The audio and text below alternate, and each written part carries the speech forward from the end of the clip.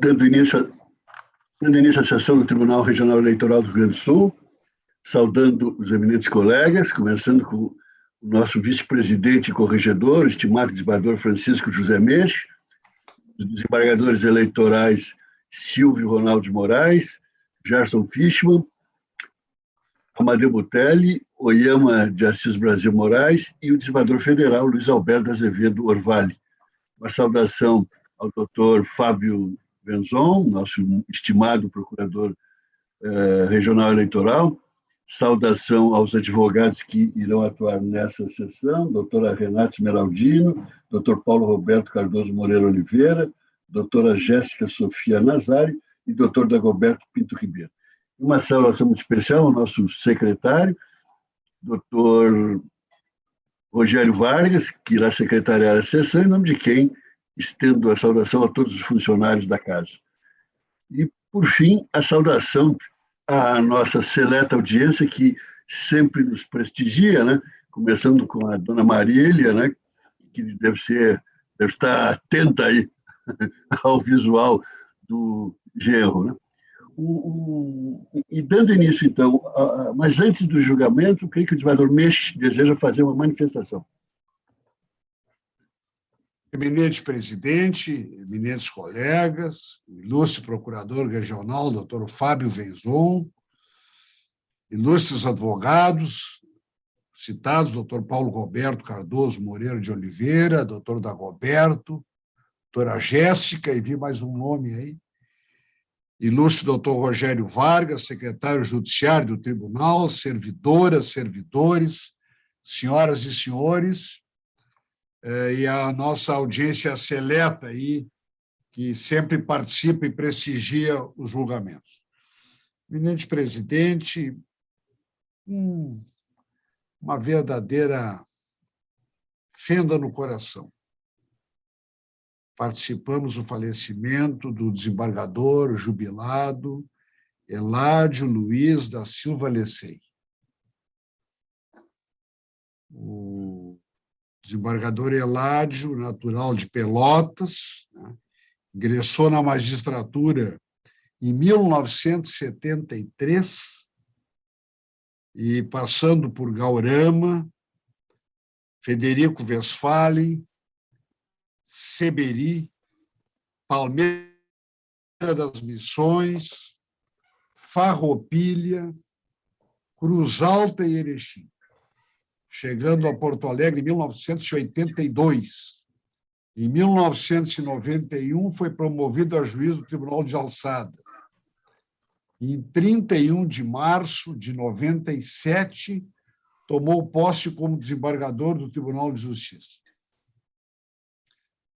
A marca do desembargador Eládio foi a preparação e a qualificação da magistratura nacional, nas dimensões técnica e humanista, fato reconhecido por magistrados de todas as gerações. Foi diretor da Escola da Magistratura da Júris, em 2 gestões, também da Escola Nacional da Magistratura, e atualmente presidia a Comissão de Desenvolvimento Científico e Pedagógico da Escola Nacional de Formação e Aperfeiçoamento de Magistrados, a ENFAM, além do envolvimento com a preparação de novos magistrados. Eládio também trabalhava pelas causas da sustentabilidade, através especialmente do planeta verde, do consumidor, onde foi também presidente do Brasilcom Nacional, e da preservação dos recursos naturais. Acho que agora, há uns meses atrás, houve uma homenagem, o lançamento do Prêmio Eládio Lecei de Sustentabilidade. E o ministro Og Fernandes, para homenagear o desembargador Eládio, o professor Eládio, criou uma imagem para se referir à vida do Eládio. Disse que, semelhante a uma garrafa, com uma mensagem que se joga ao mar. E, depois de navegar milhas e milhas náuticas, vai chegar a uma ilha com um recado para o futuro.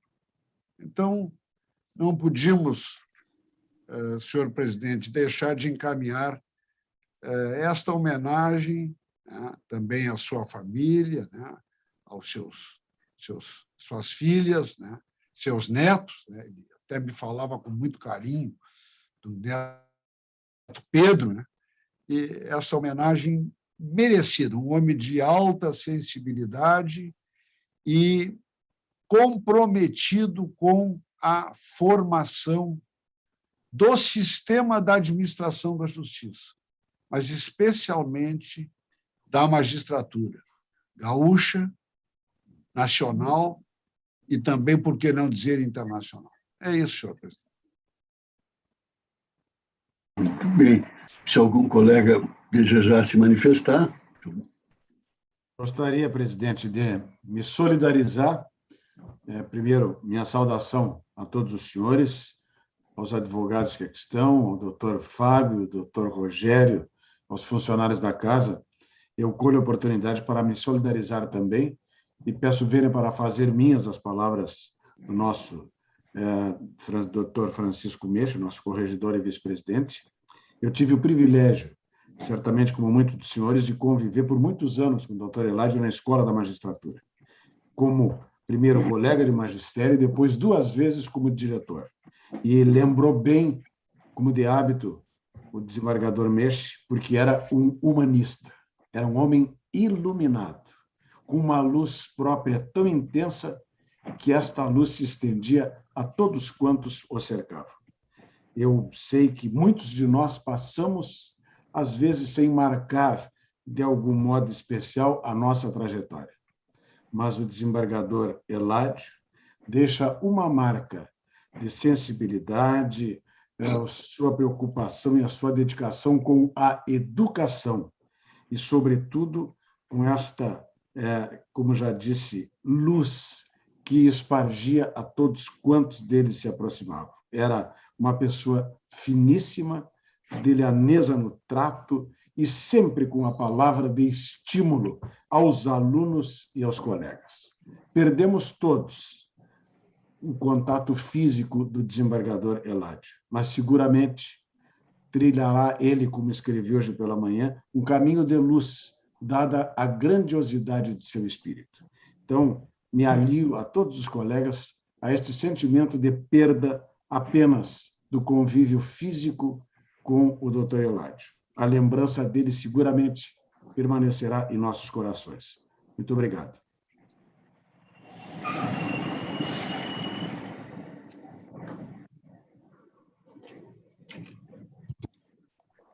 Da minha parte, apenas quero endossar.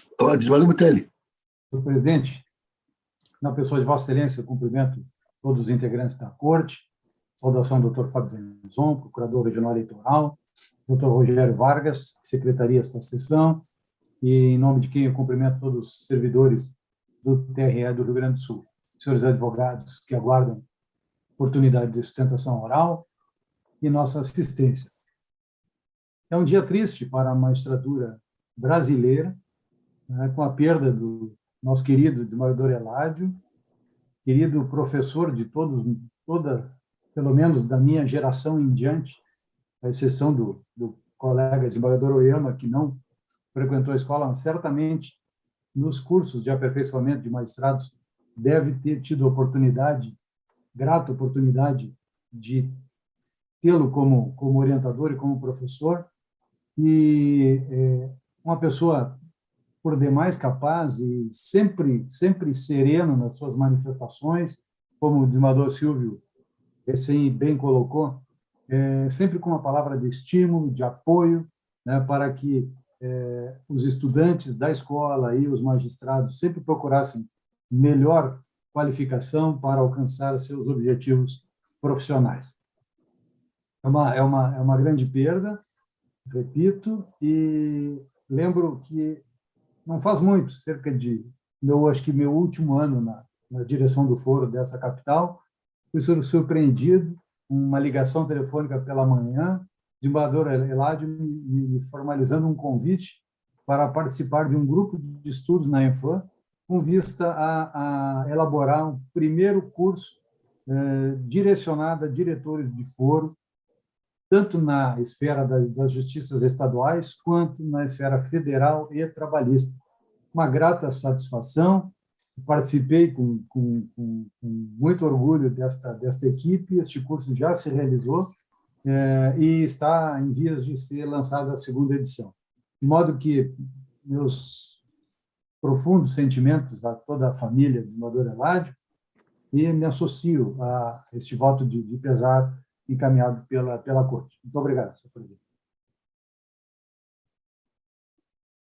Muito bem.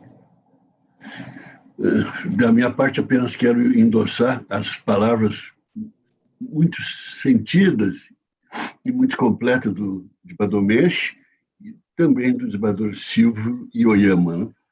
E creio que, em nome de todos, essa Corte externa um voto de pesar aos familiares do desembargador Eládio, que serão devidas a quem se destinará a devida comunicação. E passando aos julgamentos, o primeiro da pauta é o recurso eleitoral de relatoria do desembargador Silvio Ronaldo Moraes, é o processo final 58333, Tupanci do Sul, recorrente Unidos por Mais Conquistas, em nome de quem falará a doutora Renata Esmeraldino, e recorrido Fernando Luiz Favreto, em nome de quem falará o Dr. Paulo Roberto Cardoso Moreira Oliveira. Como de hábito, dispensamos o relatório e passamos, salvo se algum procurador desejar, mas nenhum o deseja, de sorte que já passamos a palavra à doutora Renata Esmeraldino. Doutora Renata, tenha bondade. Boa tarde a todos, excelentíssimos senhores desembargadores desse Tribunal Regional Eleitoral, na pessoa do relator, Dr. Silvio Ronaldo de Moraes, e do presidente dessa corte, Dr. Armínio José de Abreu. Cumprimento a todos, inclusive ao ilustre representante do Ministério Público, Dr. Fábio Verzon, e a todos os serventuários dessa justiça especializada. Eu gostaria de fazer uma saudação especial, excelências, aos que atendem o plenário e a nós advogados, pois eles são ímpares na prestação de um excelente serviço. Finalmente, cumprimento ao meu colega ilustre, Dr. Paulo Roberto Cardoso Moreira Oliveira. Excelências, prometo não me alongar e serei o mais breve possível. O presente caso versa sobre um recurso da coligação Unidos por Mais Conquistas da cidade de Tupanci do Sul, em face de uma decisão que extinguiu a causa sem julgamento do mérito por ausência de representatividade, uma vez que Charlene Parpinelli não possuía as prerrogativas para representar a coligação. Ocorre, excelências, que Charlene recebeu procuração do representante da coligação e ela não ingressou inicialmente com ação somente em seu nome, pois ela entendia que a coligação precisava fazer algo. Eis que os fatos ocorridos e denunciados durante a ação atingiram a todos e a toda a cidade. Excelências, no parecer do procurador eleitoral, o mesmo entendeu que havia ilegitimidade, pois a procuração concedida não fora assinada pelo representante da coligação. Ainda assim, ele disse que para sanar-se tal problema, deveria-se ter pelo menos a procuração pessoal de Charlene, o que se juntou nos autos no ID 44049233. Não obstante, os recorrentes clamam que esse tribunal supere o erro de formalidade e aceite a procuração de Charlene, podendo inclusive atribuir a ação somente a ela, mas desejam que os fatos narrados e absurdos sejam apurados. Excelências, durante a reta final do pleito eleitoral, houve sequestro de documentação, compra de voto, condução de eleitor, tudo com declarações públicas juntadas aos autos, vídeos e fotos. E não bastasse tudo isso, ao uso indevido de dinheiro público, pois no dia da audiência aprazada pelo juízo eleitoral, no último dia 2 de fevereiro desse ano, na cidade de São José do Ouro, o então prefeito e vice, réus nessa ação, utilizaram dos carros da prefeitura para conduzir suas testemunhas até a audiência. Tudo isso tem vídeos gravados e está devidamente documentado nos autos dessa ação. Salientamos que a eleição de Tupãssi do Sul teve uma diferença de apenas 6 votos, excelências. E não fossem as condutas abusivas de compra de votos dos réus, eles jamais alcançariam sucesso nesse pleito. Nesse sentido, reiteramos que a coligação, bem como Charlene Parpinelli, desejam somente justiça, que seja regularizada a representação, eis que o juízo da zona eleitoral poderia ter requerido tal regularidade de representação, uma vez que o mesmo determinou e realizou, inclusive, audiência de instrução. Ainda que os fatos vergonhosos sejam apurados, bem como as declarações públicas juntadas, os áudios e os vídeos anexados aos autos, e confiando na justiça e nessa corte, pedimos a desconstituição da sentença, já prolatada, e a remessa dos autos à origem para a apuração dos fatos já narrados. Agradeço a possibilidade de manifestação e aguardo os vossos entendimentos. Obrigado. Bem, doutor Paulo Roberto. Senhor presidente, demais integrantes dessa corte, especialmente ao desembargador relator, doutor Silvio Ronaldo, doutor procurador eleitoral, servidores, a minha colega que fez uso da palavra.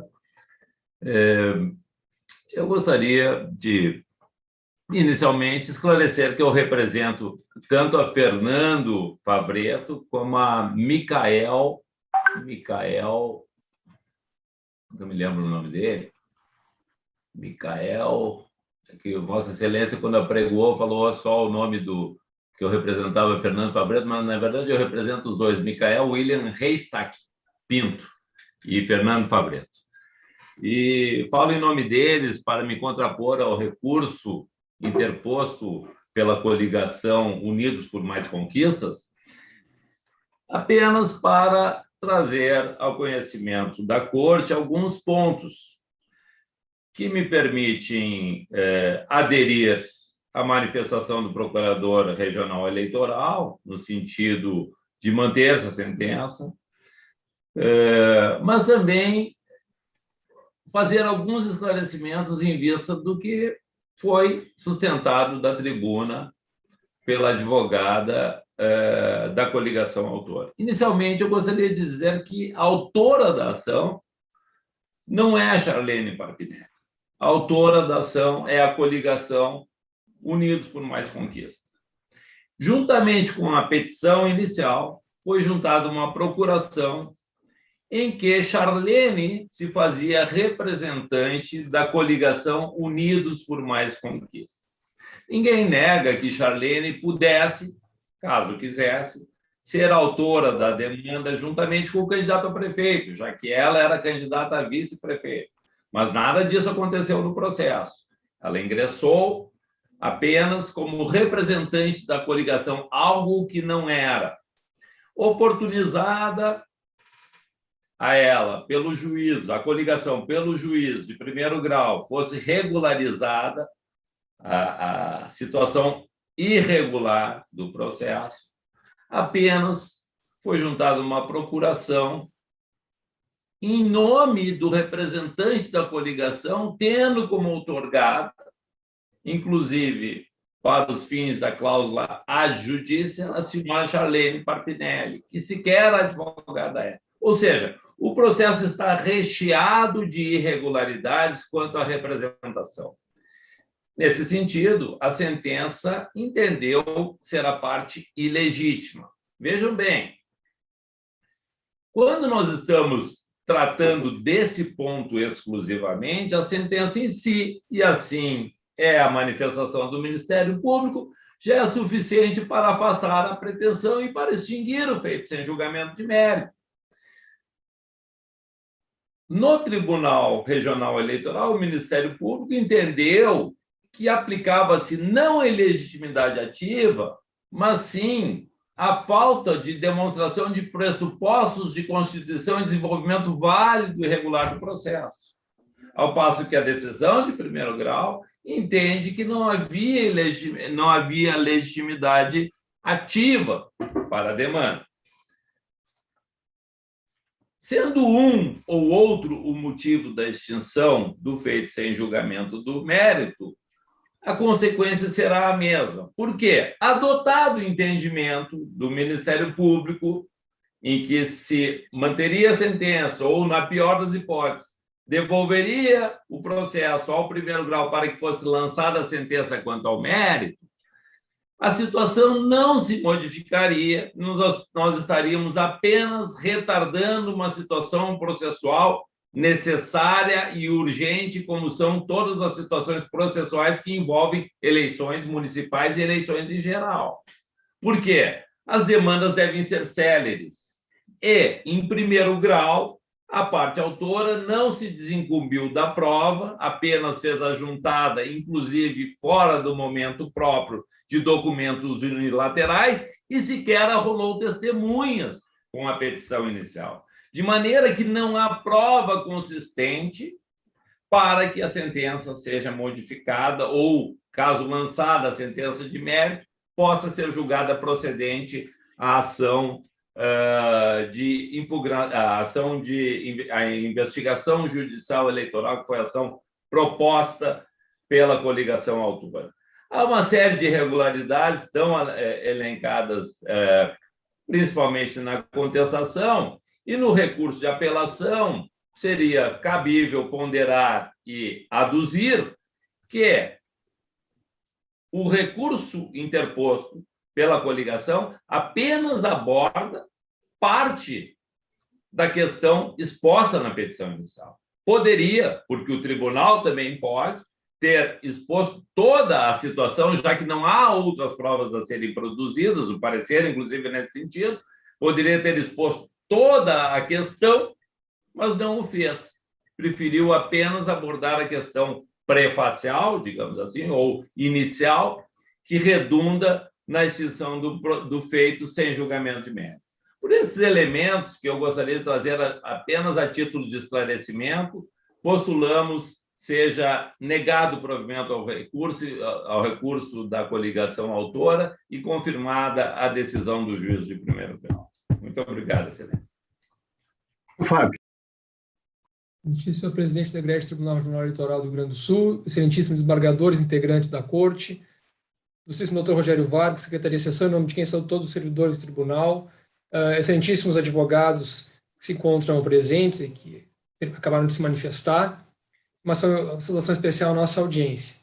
As questões fáticas aqui já foram bem trabalhadas aqui pelos advogados da tribuna. E na inicial consta que a coligação está ajuizando a representação. A procuração é outorgada em nome da coligação pela senhora Charlene Parpinelli. Acontece que as coligações elas são representadas perante a Justiça Eleitoral conforme consta no registro do DRAP, é informado para a Justiça Eleitoral no momento do DRAP, da formação da coligação, né? Ali se verifica quem é o representante, e esse representante, evidentemente, é escolhido em convenção. Né? Aí houve um erro na sentença, há um erro na parte em que ela menciona que não haveria prova que João Américo Lourenço da Silva fosse representante da coligação.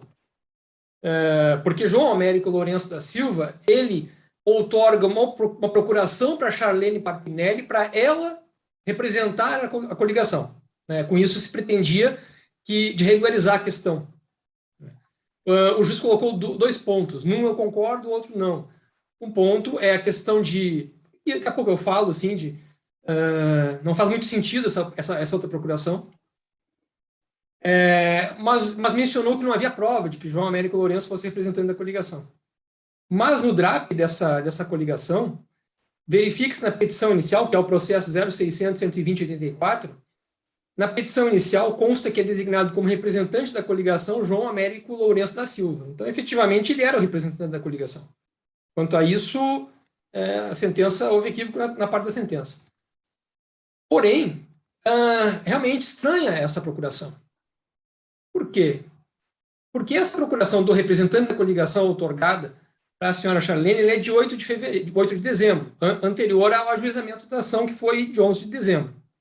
Mas ela não foi juntada no momento oportuno.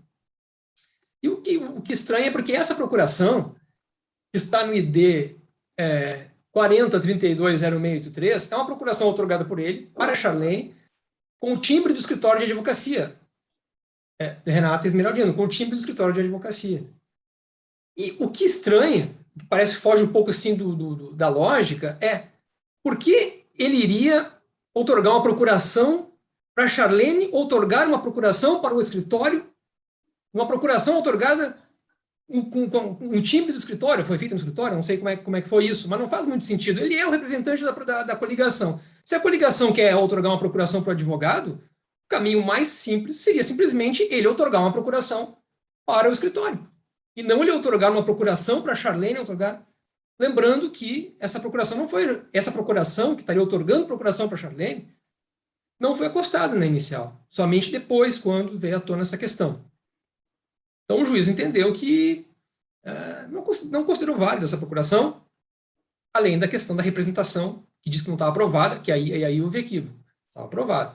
Mas esse documento, para mim, realmente, eu entendo que de não considerá-lo, assim. Né? Claro, isso, além disso, mencionei no parecer, na verdade, assim, no parecer até, na verdade, assim, nós fundamentamos também na questão que não havia, na convenção, uma possibilidade dele delegar esses poderes. Né? A convenção colocou ele como representante da coligação. Né? E não foi, na convenção, outorgado a ele a possibilidade de delegação desses poderes. De qualquer maneira, ainda que se entenda que fosse possível, né? Mas tem essa questão realmente que a forma como foi juntada essa procuração do representante da coligação não faz muito, não me parece que faz muito sentido. Essa que é a verdade. Faria sentido ele outorgar diretamente, não, principalmente quando é feito com o timbre do escritório, enfim. Bom, com isso, e apesar da senhora, da candidata a vice-prefeito ela poderia ter entrado com a ação, mas não foi ela que entrou. A procuração não é outorgada no nome dela, bem se vê da inicial, que não é ela que está ajuizando a ação. Né? Então, nós acabamos entendendo que não era nem questão de legitimidade de parte, porque, na verdade, não há parte. Como é que eu posso dizer que há parte se a parte que está colocada lá como sendo a parte do processo, que é a coligação, ela não outorgou a procuração. Então, ela não está ajuizando essa ação. O advogado está ajuizando a ação em nome de alguém que não lhe outorgou poderes. Né? Então, não existe, não é coligação. Porque se a coligação fosse parte, ela seria parte legítima. Aqui o que existe é realmente a ausência de pressuposto de construção e desenvolvimento válido do processo. Porque, até mencionamos assim, no nosso parecer, tampouco pode ser acolhido o pleito de reforma da sentença, e não existe dúvida quanto ao fato de constar o candidato legitimado, sim. Contudo, a prentiagem não foi ajuizada, impulsionada pela candidata, ok. Estágio de termos correta extinção do feito sem resolução do mérito, porém por fundamento diverso do conceito da sentença, não sendo caso de reconhecimento da legitimidade ativa, de causa, se a coligação fosse parte do processo, seria parte legítima, assim, ausência de pressuposto de construção e desenvolvimento válido do processo, porque quem assina a petição inicial não possui poderes outorgados por quem supostamente seria o autor da ação. Assim, não se trata de parte ativa e legítima, mas de verdadeira ausência de autor da ação. A legitimidade ou legitimidade para a causa pressupõe a existência de parte. A ausência de parte ativa impede a constituição válida do processo. Finalmente, na eventualidade de ser dado provimento ao recurso, deve ser anulada a sentença com necessário retorno dos autos ao primeiro grau, vez que, após encerrada a instrução, não foi aberta a vista às partes para alegações finais e ao Ministério Público para seu parecer conclusivo, nos termos do artigo 6º da Lei Complementar 64/90. Então, nós opinamos pelo conhecimento de desprovimento do recurso, mantida a extinção do feito sem resolução do mérito. Vereador Silvio. Eminente presidente, renovando as saudações, dirijo uma saudação especial à doutora Renata Esmeraldino e ao doutor Paulo Roberto Cardoso Moreira, que se manifestaram da tribuna, e antecipo que, na verdade, a minha decisão está acompanhando a sentença monocrática. E E isto justamente em função das razões já trazidas pela Procuradoria, em que muito o meu voto se assemelha, o processo é comum, a análise é comum, mas eu inicialmente estou rejeitando uma preliminar de violação ao princípio da dialeticidade, trazida pelos recorridos, uma vez que os fundamentos da sentença foram especificamente impugnados no recurso, que tece argumentos pertinentes justamente para demonstrar a legitimidade para a propositura e prosseguimento da demanda. Portanto, há uma perfeita correlação com os argumentos trazidos em face do princípio invocado. Quanto à questão central do caso, o acórdão, eu faço análise do processo, transcrevo, inclusive, uma parte da sentença monocrática, muito bem lançada, em que eu estou convencido que não merece reparo, para dizer que, efetivamente, se constata que a demanda foi ajuizada pela coligação. A subscritora da procuração concedida aos advogados não detinha poderes de representação outorgados pela convenção partidária ou pelos partidos da coligação. E eu dou enfoque aqui no voto que, intimada em primeira instância para manifestação sobre defeito na representação da parte autora, a coligação restringiu-se a acostar instrumento de procuração em que João Américo Lourenço da Silva confere poderes a Charlene Parpinelli para fins de representação na ação de investigação judicial eleitoral, além da declaração em que transfere, aspa, todos os poderes de representação que possuía para a mesma candidata. Ocorre que, inexistindo previsão legal ou autorização convencional em sentido diverso, os poderes para outorga de procuração judicial conferidos ao representante da coligação não podem ser transferidos a terceiros cujos nomes não foram submetidos à deliberação da convenção partidária. Cito a lei, cito doutrina e, evidentemente, então, eu estou dizendo que não é possível reconhecer a validade e a eficácia da procuração assim conhecida.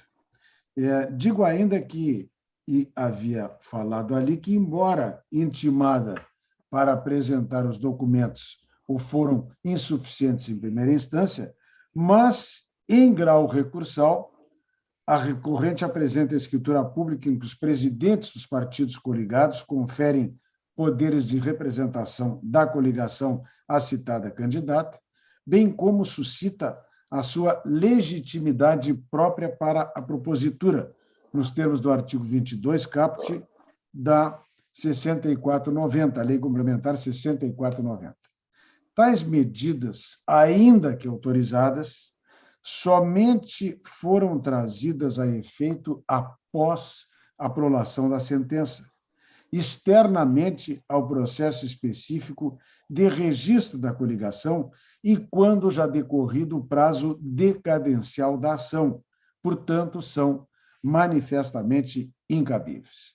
Por tudo isto, pelo que consta dos autos e do voto, na linha da manifestação da Procuradoria Regional Eleitoral, o defeito de representação da parte autora não saneado na forma e no tempo apropriado acarreta a ausência de pressupostos de constituição de desenvolvimento regular e válido do processo, nos termos do 485, inciso 4º do CPC, impondo a confirmação da sentença que julgou extinta a demanda sem resolução de mérito, embora o fundamento legal diverso adotado.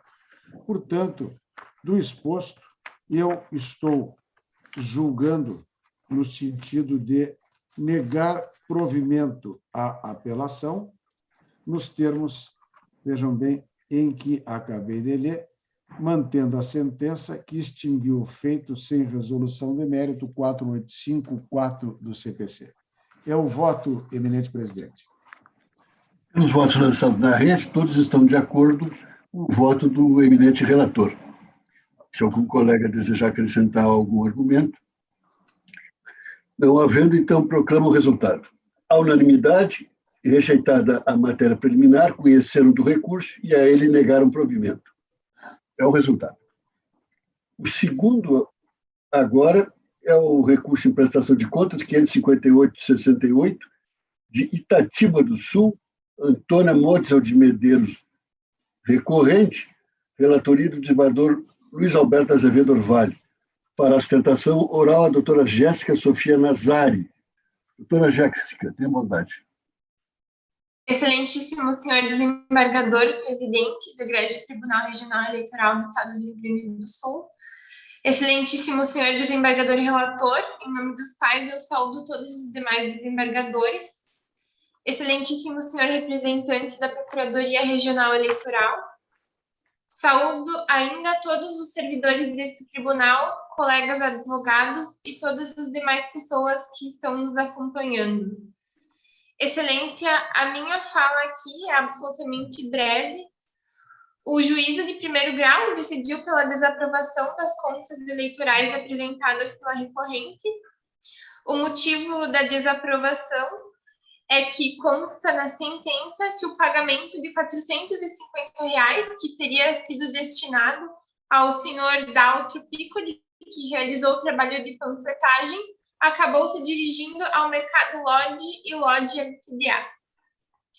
Porém, a recorrente não praticou nenhum ato irregular. De fato, a candidata procedeu à contratação de 3 pessoas físicas para lhe auxiliarem durante a campanha eleitoral no que se refere aos serviços de panfletagem.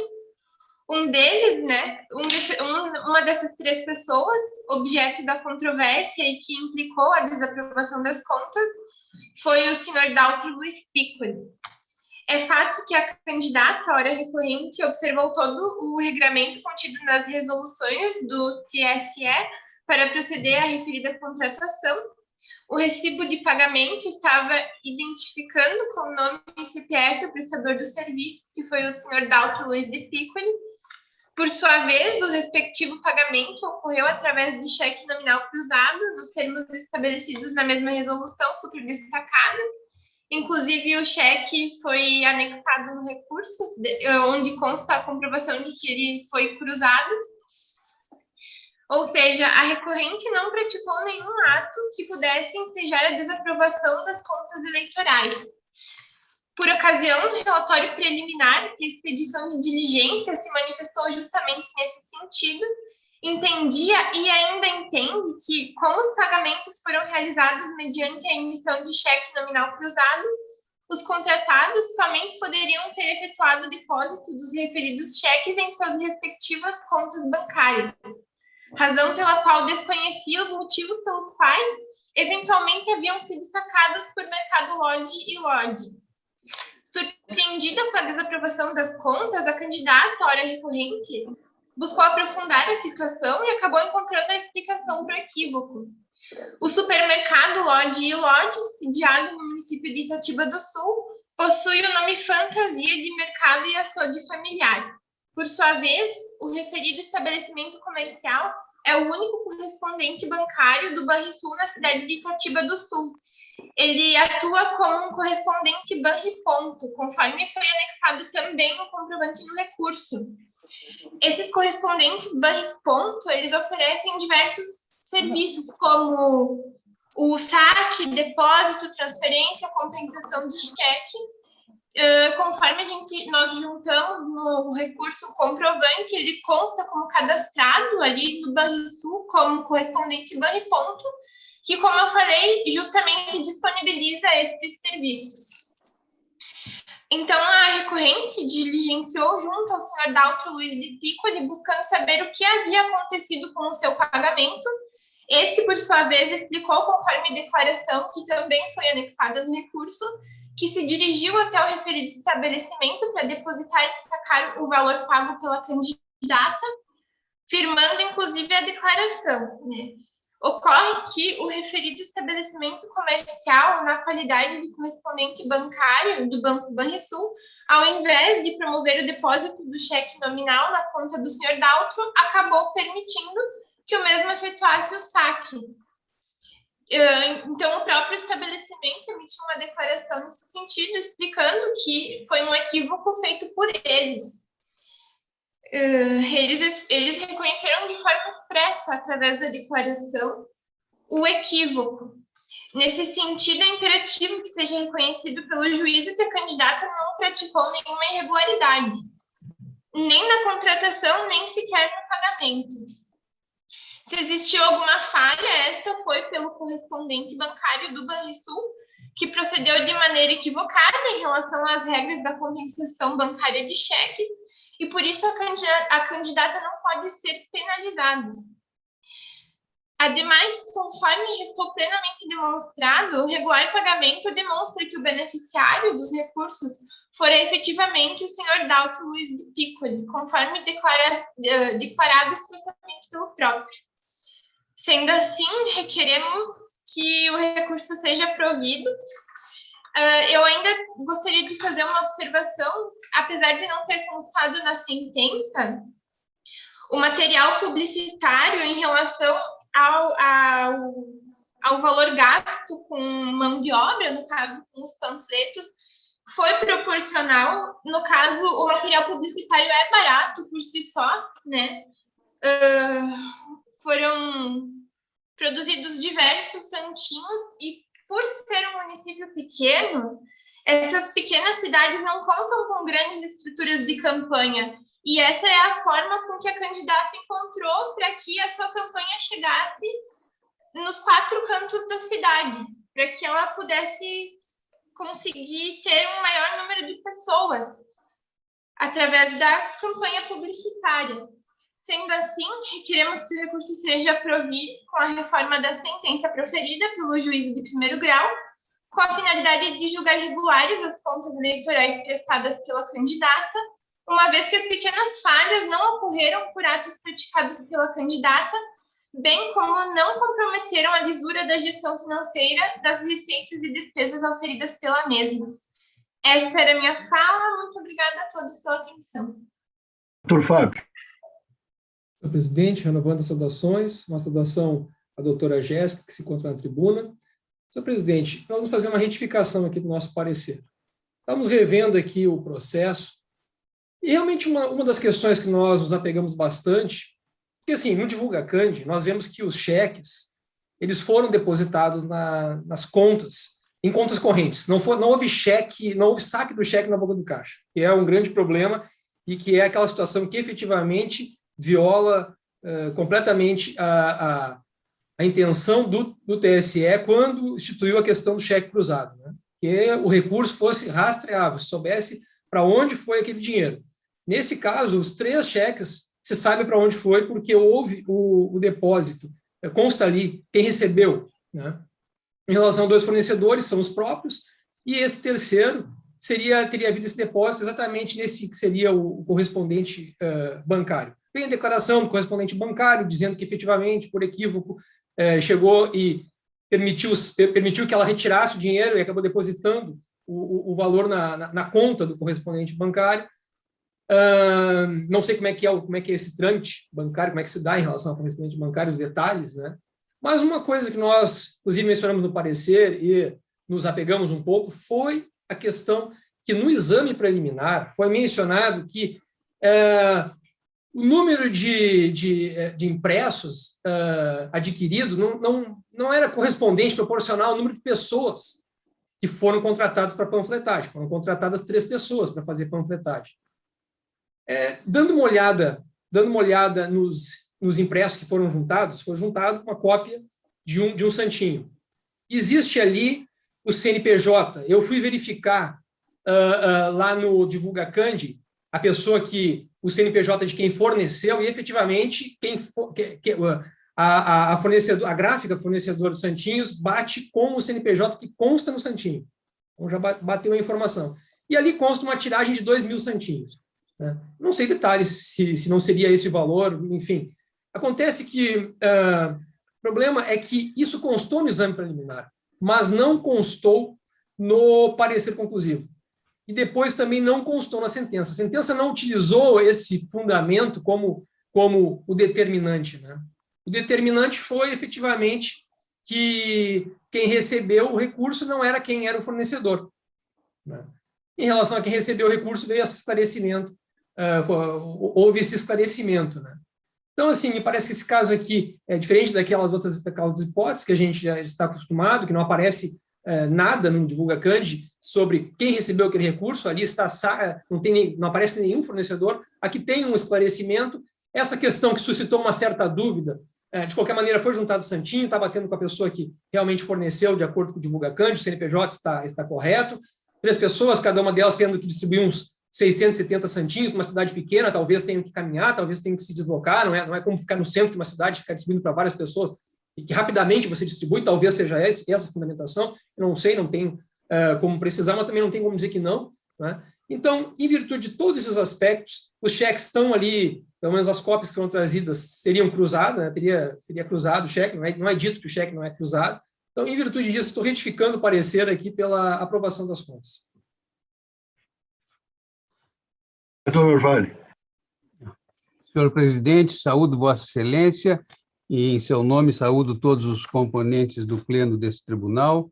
Saúdo igualmente o ilustre procurador regional eleitoral, doutor Fábio Venzon, os advogados que estão presentes na sala, em especial a doutora Jéssica. Saúdo o doutor Altair Vargas, que é o Rogério Vargas, que é o secretário da sessão, em nome de quem saúdo os demais servidores do tribunal.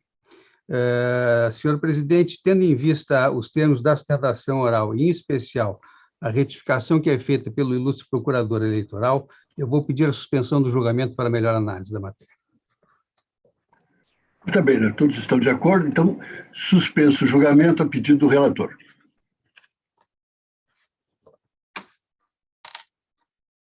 O seguinte da pauta é o recurso eleitoral final 29781, recorrente Vamos Governar Juntos, e Luiz Henrique Pereira da Silva.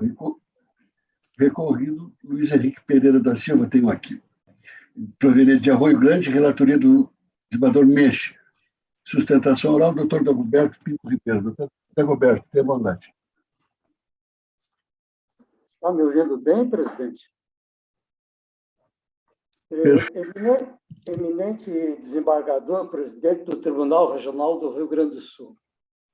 Nobres desembargadores dessa Igreja Corte. Doutor Procurador Regional Eleitoral. Doutor Rogério, representante do Cartório Eleitoral Regional e servidores da Casa. Caros colegas e distinta audiência. Excelentíssimo presidente, saúdo a Corte e peço permissão para dizer de minha satisfação em participar pela primeira vez de uma campanha eleitoral e poder fazer uma sustentação oral perante esse tribunal e de admirar pela maneira sábia, gentil e amistosa que desenvolve seus trabalhos. Nobre presidente, prometo usar meu tempo com horário, pedindo permissão do termo, civilizado.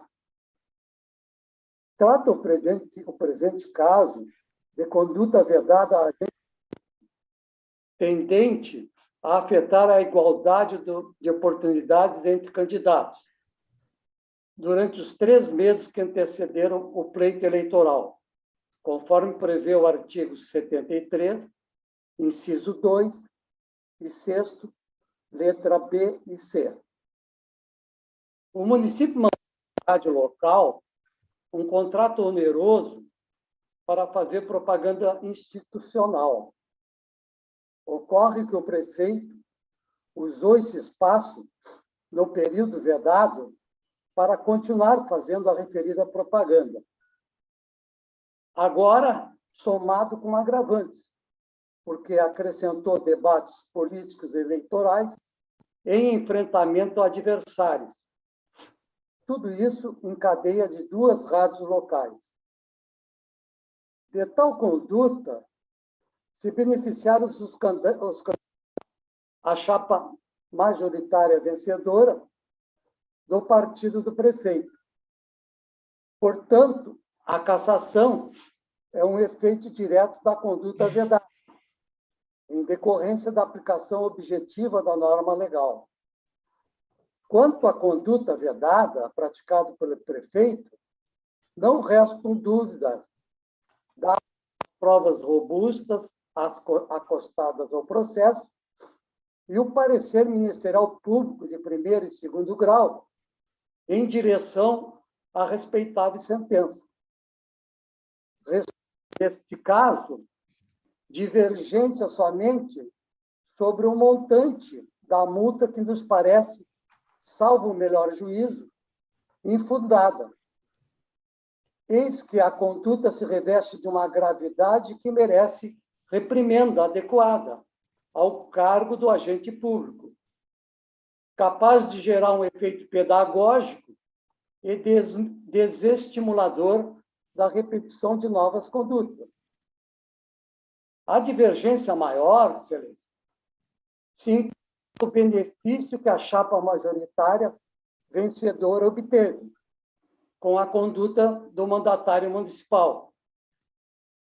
De início, convém ressaltar que a norma legal aplicada ao caso não exige o prévio conhecimento ou participação do candidato beneficiário.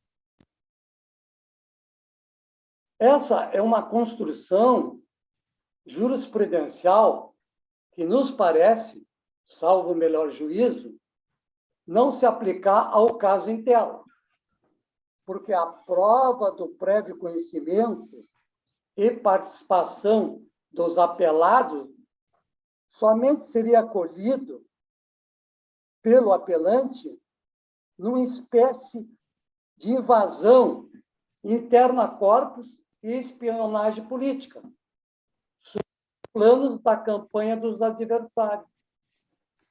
Fica fácil de compreender que as reuniões de partidos políticos em campanha restrita aos companheiros, sendo impossível terceiro participarem e terem conhecimento das decisões tomadas nelas, onde seria possível colher a prova de que os candidatos beneficiados tiveram conhecimento prévio e participaram da conduta do prefeito. Isso, mesmo se os referidos candidatos beneficiados estivessem junto no momento da fala do prefeito, poderia ser alegado que não sabiam do teor do discurso inflamado do mesmo. Diferentemente, seria se o candidato tivesse poder sobre o gestor público, para evitar a conduta vedada praticada pelo mesmo, como seria o caso da reeleição de um prefeito, onde um secretário municipal deve obediência ao chefe do. Sábia foi a norma em questão que, sabendo disso, não exigiu tais provas, sendo suficiente a prática de conduta vedada do gestor público, tendo como efeito objetivo imediato a declaração de cassação de mandatos indicados.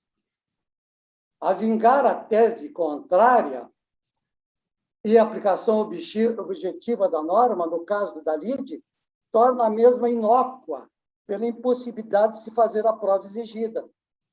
É de se ressaltar também que os candidatos beneficiados não tomaram nenhuma atitude pública que refletisse contrariedade com a conduta do prefeito. Tampouco alguma providência judicial ou extrajudicial nesse sentido.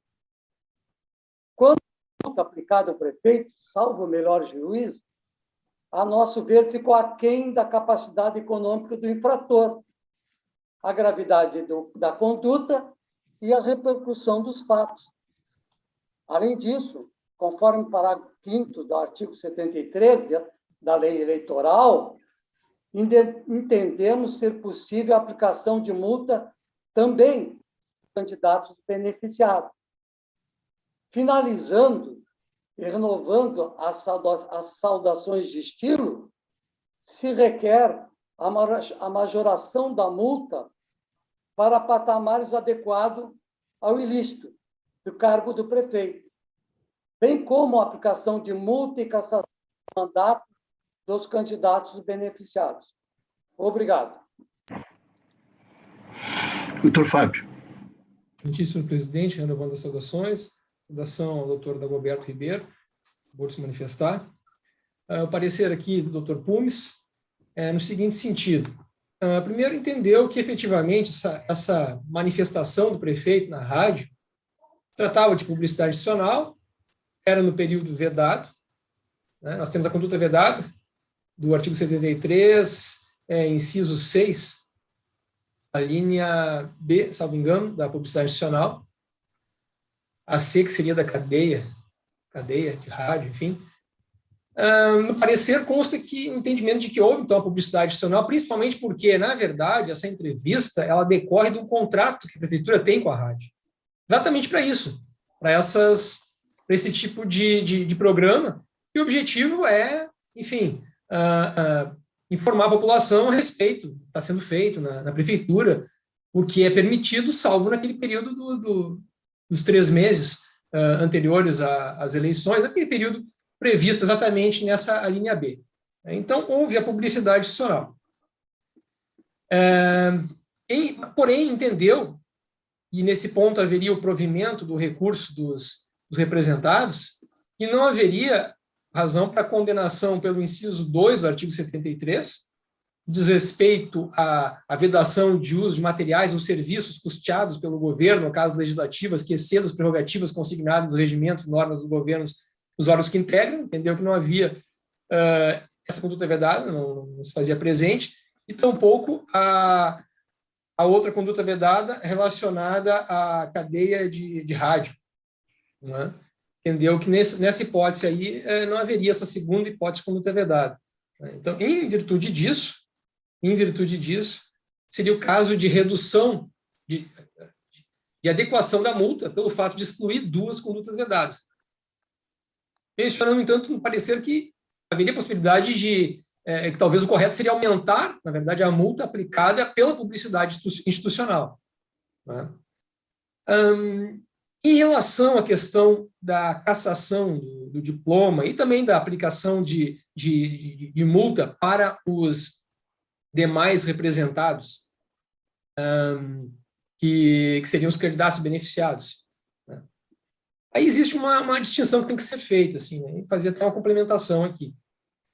Em relação à cassação do diploma, porque mais ou menos deu a entender um pouco, assim, talvez a sentença de que para cassar o diploma tem que haver participação, anuência dos candidatos. Parece que a cassação do diploma é suficiente o benefício pelo candidato, mesmo que não tenha anuência, mesmo que ele não saiba do que está sendo feito. E a cassação do diploma, ela não tem nem que ser considerada como uma sanção, na verdade. A cassação do diploma, ela é simplesmente uma constatação, quando há gravidade, de que uma determinada conduta vedada, praticada conduta vedada com gravidade, para afetar o bem jurídico tutelado, ela maculou o pleito. Mesma coisa no abuso de poder, quando existe a cassação do diploma. É a mesma situação. A diferença é que o bem jurídico tutelado é outro. No abuso de poder é a normalidade da legitimidade do pleito. Na conduta vedada, é a igualdade de oportunidade entre os candidatos. Mas, se constata que aconteceu um abuso de poder, aconteceu uma conduta vedada, e ela teve gravidade para afetar aquela eleição, a eleição está maculada. Não interessa se os candidatos participaram, anuíram, isso não interessa. Interessa que a eleição foi maculada. Há um vício do processo eleitoral. Então, a necessidade de caçar diploma, por causa disso. A consequência do vício do processo eleitoral, decorrente de um abuso de poder, decorrente de uma conduta vedada. Né? Então, nesse ponto, é objetivo mesmo. E na conduta vedada, diferente do abuso de poder, em que a gravidade está ela é importante para verificar se houve o abuso de poder. Na conduta vedada, a gravidade se verifica para fins de aplicação da proporcionalidade, né? Para verificar Se não tem gravidade suficiente, enfim, não vai se cassar um diploma se não tem gravidade. Agora, é possível aplicar uma multa. Aí sim, a multa é sanção. A multa é sanção. Então, no presente caso, me parece que não é o caso de cassação do diploma, mas não porque os candidatos não tenham participado, anuído, não por causa disso, mas porque este evento dessa entrevista com o prefeito, por si só, não é suficiente para afetar com gravidade ao ponto de se desconstituir um diploma, desconstituir um mandato. Né? Aí entra no plano da gravidade, ou seja, não se caça diploma se não há gravidade. Então, nesse sentido é que não haveria cassação da gravidade. E agora, em relação à multa, digamos que teria gravidade para aplicar a multa, mas sim, aí sim, a multa é sanção. E a multa sendo sanção, salvo engano, até o TSE tem outro entendimento, até de que basta a pessoa, de alguma forma, ser beneficiado, poderia ser sujeito à multa. Isso nós já em vários pareceres temos manifestado. A sanção, seja uma sanção de inelegibilidade no abuso de poder, seja uma sanção de multa, aí é sanção. Ela pressupõe um elemento subjetivo. Seja a anuência, seja ter realizado o ato, né? Mas no mínimo anuído. Agora, um candidato que ele é tão somente beneficiado por um ato que ele até desconhece, como é que vamos aplicar uma sanção a ele? Aplicar uma multa para ele? Aplicar uma sanção de inelegibilidade para um candidato que desconhecia talvez até mesmo aquele fato? Aí não, nós estamos falando de sanção, tem que ter um elemento subjetivo. Né? E neste caso, aí estaria afastado o elemento subjetivo, por isso não se aplicaria a sanção de multa. E a sanção de cassação, e a sanção não, e a cassação do diploma não se aplica porque, no presente caso, não há gravidade para tanto. Né? Então, com essas considerações, o parecer do Ministério Público, ao final, foi no sentido de conhecimento dos recursos, provimento parcial do recurso de Luiz Henrique Pereira da Silva e desprovimento do recurso da coligação. Vamos governar juntos. É o parecer. Dormeche.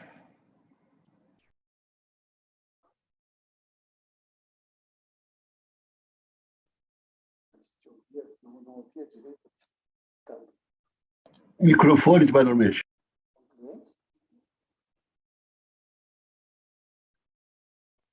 E pauta com o procurador. Eminente presidente, desembargador Abreu Lima da Rosa, eminentes colegas, doutor Fábio Venzon, doutor Dagoberto Pinto Ribeiro, eu vou, na defesa, na manifestação do doutor Dagoberto e na manifestação do Ministério Público, muito já ficou esclarecido. Os recursos são tempestivos, presentes os demais pressupostos de admissibilidade, deles conheço. Luiz Henrique Pereira da Silva postula o recebimento do recurso no duplo efeito, devolutivo e suspensivo. Ocorre que, em regra, os recursos eleitorais não possuem efeito suspensivo, para inibir que a decisão proferida produza eficácia imediata, salvo o recurso ordinário interposto contra a decisão proferida por juiz eleitoral ou por Tribunal Regional Eleitoral que resulte em cassação de registro, afastamento do titular ou perda de mandato eletivo. Artigo 257, caput, parágrafo 2º do Código Eleitoral, de forma que deve ser indeferido o pedido. Mérito.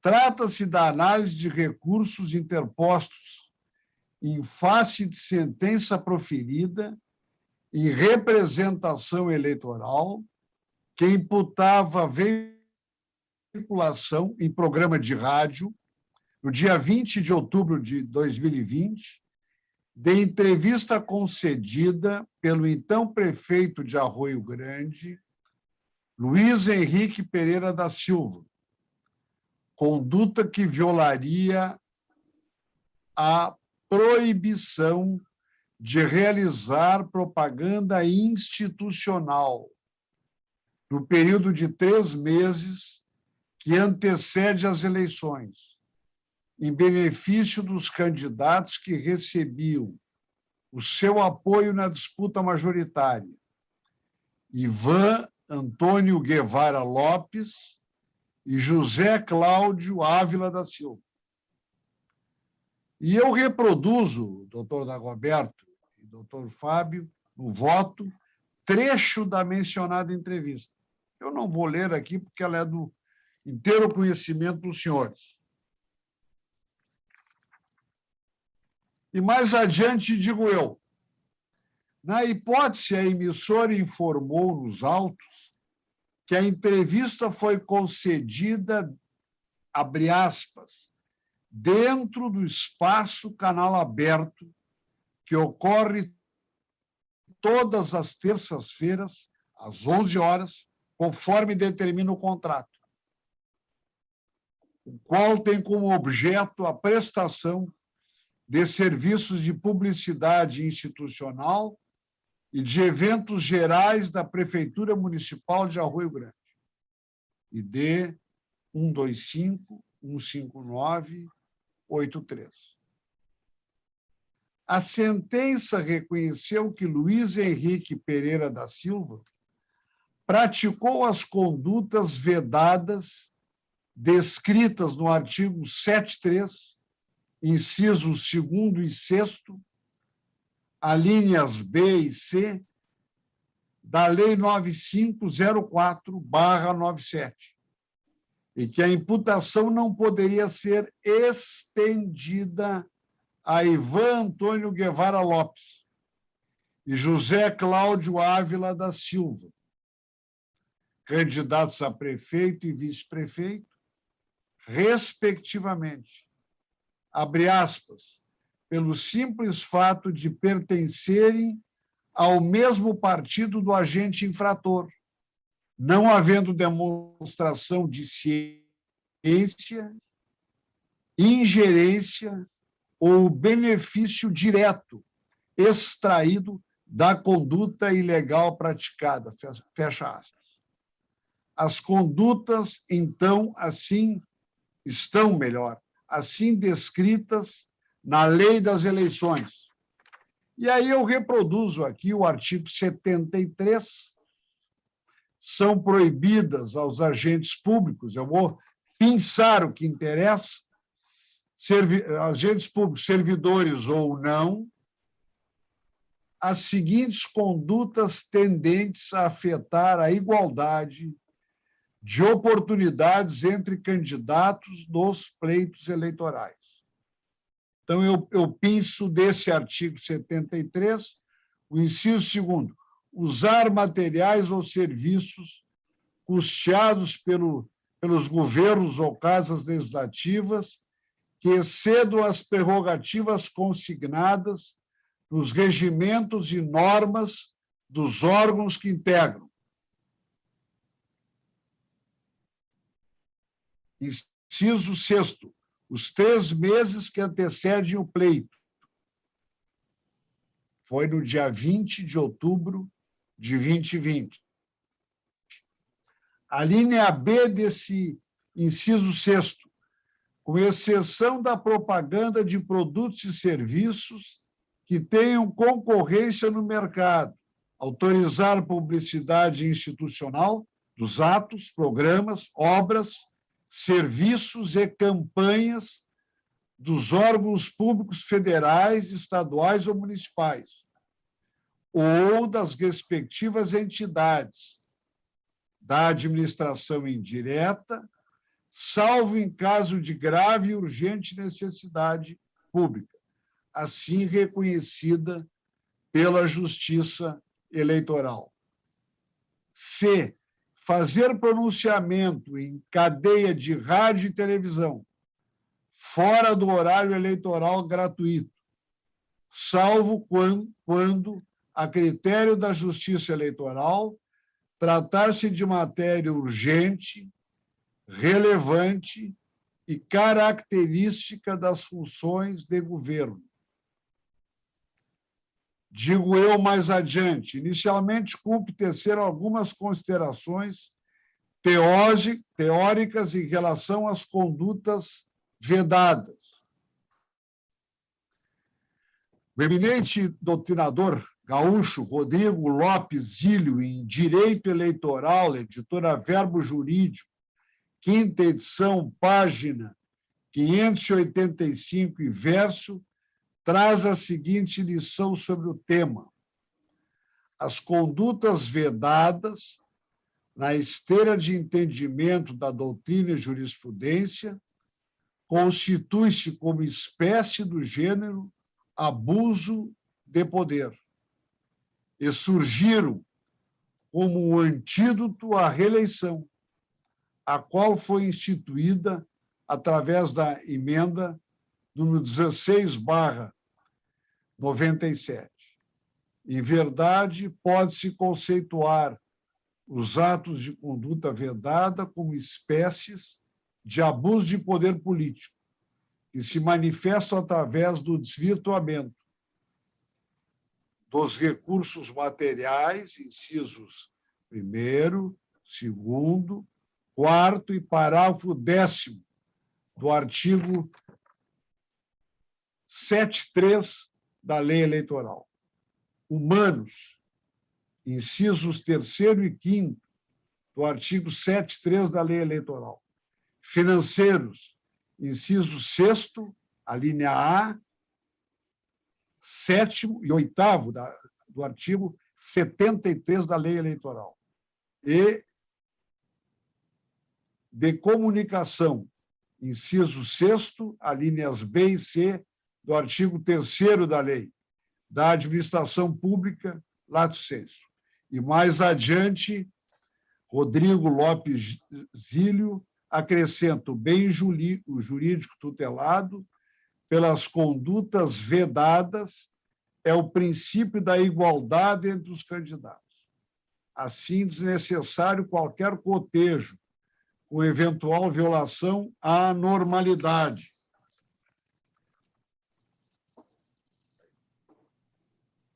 Ou legitimidade do pleito. Basta apenas seja afetada a isonomia entre os candidatos, nada mais.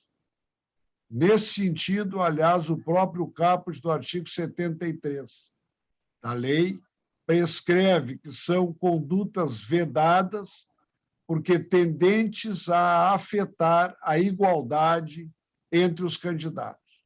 Ou seja, o legislador presume que tais condutas efetivamente inclinam-se a desigualar os contendores. E eu agora, também na citação, pulo e vou para uma parte final. Do exposto à prática de um ato previsto como conduta vedada, de per si e em regra, salvo fato substancialmente relevante, é suficiente para a procedência da representação com base no artigo 73 da lei, devendo o juízo de proporcionalidade ser aferido, no caso concreto, para a aplicação das sanções previstas pelo legislador. Abre parênteses, cassação do registro ou do diploma, multa, suspensão da conduta, supressão dos recursos do fundo partidário. E eu grifei isso aqui na situação. Digo eu, como se verifica o bem jurídico tutelado, é isonomia entre os concorrentes. Adianto que, na mesma linha do parecer ministerial, a conduta descrita na inicial corresponde à vedação contida no artigo 73, inciso 6º, a linha B da Lei 9507/97. Não vou reproduzir, mas transcrevo aqui no voto trecho da elucidativa manifestação do Procurador Regional Eleitoral, doutor Fábio Venzon, que adoto como razões de decidir. Tal como exposto pelo parquê, a ausência dos elementos, cadeia de rádio e televisão e de indicação na inicial de quais seriam os materiais ou serviços custeados pelo poder público, impõe-se a caracterização das condutas vedadas, previstas no artigo 73, incisos 2º e 6º, a linha C da Lei 9504/97, seja afastada. Por seu turno, é de se considerar que a entrevista em rádio, custeada pela administração, concedida 25 dias antes da data da eleição, constitui publicidade institucional da gestão municipal, já que exaltava as obras e a atuação do entrevistado, realização de convênios, obras em estradas, melhorias diversas. Na hipótese, é evidente não incidir qualquer das exceções à vedação, quais sejam tratar-se de propaganda de produtos e serviços que tenham concorrência no mercado, ou de situação de grave e urgente necessidade pública reconhecida pela Justiça Eleitoral. Nessa linha também, cumpre salientar que a manifestação do agente público em programa patrocinado pela administração não pode ser confundida com liberdade de imprensa ou receber a mesma proteção a esta destinada. É de se ressaltar o caráter objetivo da conduta vedada em exame. Precedentes do egrégio Tribunal Superior Eleitoral reconhecem a caracterização do ilícito mediante a simples veiculação da publicidade institucional, dentro do período vedado, independente de intuito eleitoral, bem como que a vedação subsiste, ainda que haja no conteúdo divulgado caráter informativo, educativo ou de orientação social. E aí eu cito aqui decisão do ministro Alexandre de Moraes, de 3 de 8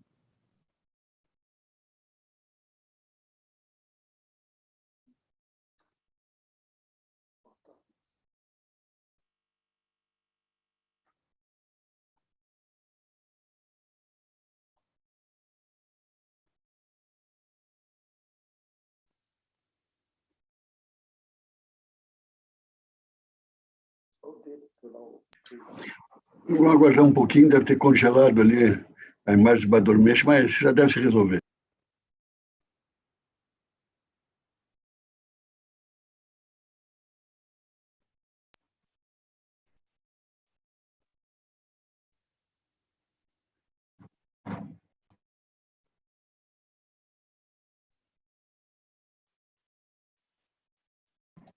Luiz Henrique Pereira da Silva, o ilícito ainda restaria caracterizado. E veja-se que, aparentemente, o agente tinha ciência da irregularidade da divulgação das ditas informações dos 3 meses que antecedem o pleito, já que afirmou durante a entrevista que as informações do município eu não posso, em momento algum, omitir as informações do município, do nosso trabalho, por motivos eleitorais. Estou, inclusive, grifando no voto.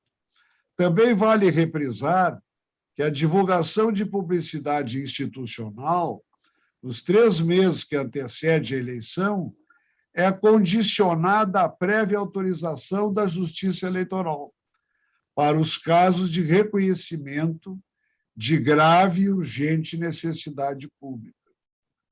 Também vale, ou melhor, não vislumbrei na manifestação, no entanto, benefício ou prova de que Ivan Antônio Guevara Lopes e José Cláudio Ávila da Silva, que não tiveram seus nomes mencionados no pronunciamento, tivessem ciência prévia da entrevista, concedida por Luiz Henrique, de forma que não é possível lhes atribuir responsabilidade objetiva pela conduta.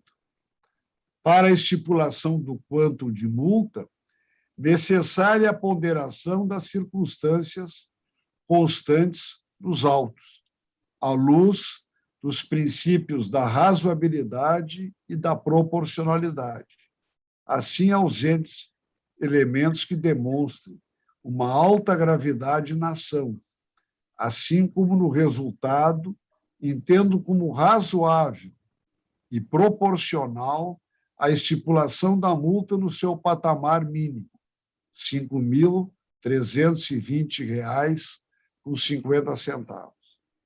À vista dessas considerações, julgo que a sentença de primeiro grau deve ser reformada em parte, para considerar tão somente a prática pelo agente público da conduta vedada na linha B do inciso 6º do artigo 73 da Lei 9504/97, com a condenação ao pagamento da multa no valor de R$ 5.320,50,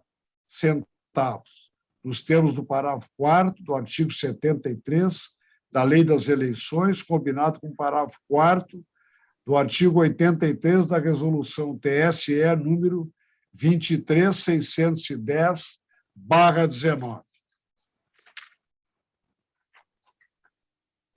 Finalmente, observo, senhor presidente, que a sentença determinou a intimação do Ministério Público, a qual também deveria ser considerada, abro aspas, como comunicação ao Ministério Público Eleitoral da eventual prática de ato de improbidade administrativa, não sendo da competência dessa justiça especializada a apuração dessa modalidade de ilícito. Quanto ao pedido de parcelamento do débito, requerido por Luiz Antônio Pereira da Silva, ressalto que o seu processamento cabe ao juiz eleitoral, responsável pelo cumprimento da sentença. Então, resumidamente, diante do exposto, voto por negar provimento ao recurso da coligação Vamos Governar Juntos, Partido Democrático, Trabalhista e Republicanos, e pelo parcial provimento do recurso de Luiz Henrique Pereira da Silva, para manter a condenação do agente público, tão somente pela prática da conduta vedada na linha B do inciso 6º do artigo 73 da Lei 9504/97, e para reduzir o valor da multa fixada para R$ 5.320,50. É assim que voto, senhor presidente. Consulto os demais colegas se estão de acordo com o voto do eminente relator, como já manifestaram, e assim sendo, proclamo o resultado. Por unanimidade, negaram provimento ao recurso da coligação Vamos Governar Juntos e deram parcial provimento ao recurso de Luiz Henrique Pereira da Silva para manter a condenação do agente público tão somente pela prática da conduta vedada, descrita na linha B do inciso 6º do artigo 73 da Lei 9.504 de 1997, reduzindo o valor da multa para R$ 5.320,50. É o resultado. Com o que vencemos os feitos em que havia sustentação oral e passamos aos julgamentos, então, dos demais recursos ao processo da pauta.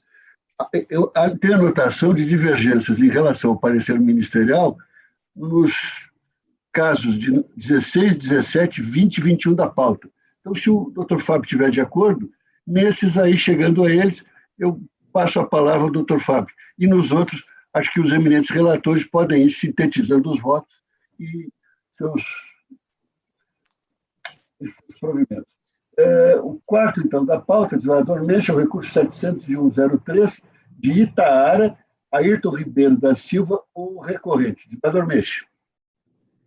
Senhor presidente, eminentes colegas, encaminho o voto pelo parcial provimento do recurso, para aprovar com ressalvas as contas de Ayrton Ribeiro da Silva, e afastar o dever de recolhimento do valor de R$ 360 ao Tesouro Nacional. Todos de acordo, proclamo o resultado. Por unanimidade, prover em parte o recurso, aprovando com ressalvas as contas e afastando o dever de recolhimento ao Tesouro Nacional. O seguinte, recurso de final 404-12, de Gramado, Renan Sartori de Borba, o recorrente. Desembargador Meixe. Caminho o voto pelo provimento do recurso para aprovar com ressalvas as contas de Renan Sartori de Borba, relativas ao pleito de 2020, mantendo a determinação de recolhimento da quantia de R$ 350 ao Tesouro Nacional. Todos estão de acordo com o que proclama o resultado. A unanimidade prover o recurso, aprovando com ressalvas as contas e mantendo a determinação de recolhimento de R$ 350 ao Tesouro Nacional. Passamos agora aos da relatoria do desembargador Silvio. Recurso 600.410-28, de Vila Maria, Érica Vanessa Sartori, recorrente. Desembargador Silvio.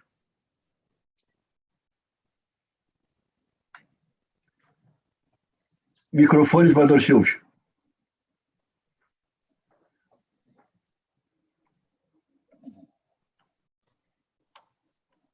Eu estou encaminhando o voto, presidente, no sentido de dar provimento ao recurso para aprovar com ressalvas as contas, mas mantendo a determinação de recolhimento da quantia de 350 ao Tesouro Nacional. Eu voto. É o número 5, né? Isso. Não, sexto, desembargador Silvio. Perdão. Eu estou dando parcial provimento ao recurso. É de Vila Maria, né? Isto. Parcial provimento ao recurso para aprovar com ressalvas as contas e reduzir para 100 o montante a ser recolhido ao Tesouro Nacional. Eu voto. Todos de acordo? Proclamo o resultado. Por unanimidade, deram parcial provimento ao recurso para aprovar com ressalvas as contas e reduzir para R$ 100 o montante a ser recolhido ao Tesouro Nacional. O seguinte, desembargador Silvio, 33648, ao final, do Alegrete, Jane Antônio Prates Duarte, o recorrente. Aqui eu estou afastando uma preliminar de nulidade do ato intimatório para manifestação acerca do parecer conclusivo, porque a forma de intimação obedeceu à regra expressa no 51 caput da Resolução 338/2019. Diante da regularidade do ato intimatório, inexiste nulidade processual a ser reconhecida por este colegiado, razão por que, afastada a preliminar, e também estou negando provimento ao recurso. É o voto de todos, né? Com o que o resultado é a unanimidade, rejeitar na preliminar e negar o provimento ao recurso. A partir de agora, passamos aos de relatoria do desembargador Gerson Fischmann. O recurso 600, final 634/93, de Caibaté, Amaury Pires da Silva, o recorrente. Desembargador Gerson. Senhor presidente, eminentes colegas, renovando as saudações já feitas, eminente doutor Fábio Venzon, Rogério Vargas, a nossa assistência, eu apenas vou fazer um rápido destaque, senhor presidente, neste caso especificamente, porque é uma matéria relativamente nova nos tribunais, eu procurei fazer uma pesquisa e é um pouco raro essa questão, é um entendimento que veio com uma legislação alterada agora em 2019 sobre um excesso praticado por prefeito e vereador. O recurso sustenta que não se devem somar as parcelas de autofinanciamento, mas aí eu desenvolvo o voto, encaminhei, mostrando que pela legislação esta, que foi feita a alteração na Lei 13.878 de 19, na Lei das Eleições, há sim esse excesso feito, digamos, com o somatório das despesas de excesso pela unicidade da chapa, pela indivisibilidade da chapa. Então, nesse sentido, embora a sentença não tenha, o percentual, inclusive, é um percentual que até extrapola, mas a sentença acabou aprovando com ressalvas, e como não houve recurso contra esse tópico, o voto vai no sentido de negar provimento dos recursos, mantendo uma multa de 100% sobre a quantia excedente. E aí também aquela correção já tradicional do erro material, no sentido de caminhar a sanção por excesso ao fundo partidário. É nesse sentido o voto, senhor presidente. Todos de acordo. O resultado, então, fica assim. Por unanimidade, negaram provimento ao recurso e retificaram a destinação da multa fixada na sentença em R$ 4.792,26, a fim de que seja recolhida ao fundo partidário. O seguinte, de Santo Ângelo, o recurso de final 721/70, também prestação de contas, Simone Vargas Lunks, recorrente, desembargador Gerson. Senhor presidente, renovando as saudações, é um caso que nessas eleições se percebe houve certa frequência do excesso no autofinanciamento. Então, aqui a questão é singela e fica mantida a penalidade da multa em 100% da quantia de excesso, que equivale a R$ 292,55. Nesse sentido, também aqui é necessário fazer correção do erro material e o voto é pelo parcial provimento. E o voto de todos. Por unanimidade, deram provimento parcial ao recurso, aprovando as contas com ressalvas, mantendo a sanção da multa de R$ 292,55 e retificando a sua destinação, a fim de que seja destinada ao fundo partidário. A unanimidade, né? O seguinte, desembargador Gerson, de Estância Velha, Gilmar Pereira da Silva, o recorrente, é o recurso de final 47379. Senhor presidente, aqui é praticamente uma repetição do anterior, também um excesso no autofinanciamento. A quantia ultrapassa 1.000 FIRs, portanto, aqui há uma impossibilidade de aplicar os princípios, de modo que o voto é pelo desprovimento do recurso, também com uma correção de erro material. E é o voto de todos. Proclamo o resultado. Por unanimidade, negaram provimento ao recurso, mantendo a desaprovação das contas e a sanção de multa no valor de R$ 1.568,01, a qual deve ser destinada ao fundo partidário, bem como a determinação de recolhimento de R$ 149,06 ao Tesouro Nacional. O seguinte, desembargador Gerson, é o recurso de final 37275, João Alfredo Ribeiro, recorrente, de São Martinho. Aqui o caso também comporta a questão do excesso de financiamento e a retificação da multa ao Tesouro para que seja recolhida ao fundo, mas é pelo parcial provimento, porque aqui cabe sim a aplicação dos princípios. Então, para aprovar com ressalvas e afastar a determinação de recolhimento ao Tesouro, mantendo a multa no patamar de 164 ao fundo. Então, proclamando o resultado, por unanimidade, deram parcial provimento ao recurso para aprovar as contas com ressalvas e afastar a determinação de recolhimento ao Tesouro Nacional no valor de R$ 314,29, mantendo apenas a multa fixada na sentença no patamar de R$ 164,29, que deve ser recolhida ao fundo partidário. Também mais um caso de unanimidade de votação. Agora, o 12º da pauta, o recurso de final 470/98, Adriane Roveda Dalla Corte, recorrente, e passamos agora à relatoria do desembargador Butelli, de Vila Maria, segundo caso de Vila Maria na sessão de hoje. Desembargador Butelli. Exatamente, senhor presidente, renovando as saudações. No caso aqui, houve duas irregularidades na prestação de contas da candidata Adriane Roveda Dalla Corte. A primeira irregularidade diz respeito à não comprovação de despesas com publicidade em jornais e confecção de santinhos. Foram elas completamente sanadas com a apresentação das respectivas notas fiscais, que foram acostadas aos autos, e permanece ainda uma pequena irregularidade relativa à abertura com atraso da conta financeira de campanha e a questão de transferência de sobras de campanha de R$ 7,50 ainda pendente. Muito bem, eu estou na esteira de entendimento da Procuradoria Regional Eleitoral, encaminhando o voto pelo conhecimento e provimento do recurso para aprovar com ressalvas as contas da recorrente relativas ao pleito de 2020, afastando-se a determinação de recolhimento do valor de R$ 1.000 ao Tesouro Nacional. Este é o voto, senhor presidente. Já a manifestação de todos os colegas no mesmo sentido do relator, com o que o resultado fica assim. Por unanimidade, deram provimento ao recurso, aprovando as contas com ressalvas, afastada a determinação de recolhimento ao Tesouro Nacional. O seguinte, desembargador Butelli, vem de 3 de maio, ao recurso de final 460/70, Gilcéia da Silva Lozeca, a recorrente. Desembargador Butelli.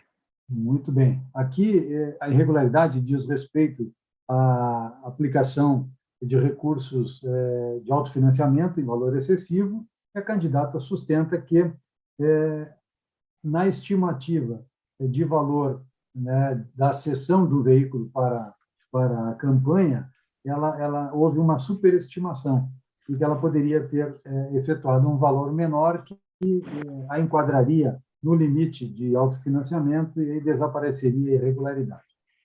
Houve um erro material na sentença que computou esta cessão de veículo no montante de R$ 665, quando, na verdade, o correto seria R$ 300.